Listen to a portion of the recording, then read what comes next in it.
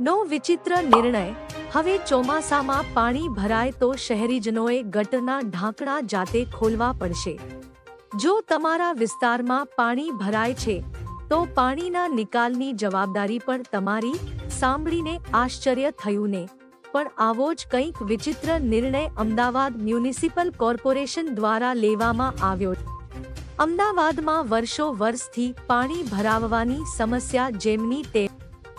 દર વર્ષે ચોમાસા પહેલા Ahmedabad municipal corporation action plan તો બનાવે છે, પરંતુ તેનો યોગ્ય અમલ થતો નથી. પરિણામે સ્થિતિ ઠેરની ઠેર રહે છે અને ચોમાસામાં અમદાવાદીઓ પાણીની સમસ્યાથી હર હંમેશ પરેશાન રહે. આ વખતે સ્ટેન્ડિંગ કમિટીની બેઠક મળી વિચિત્ર નિર્ણય લેવામાં આવ્યો છે.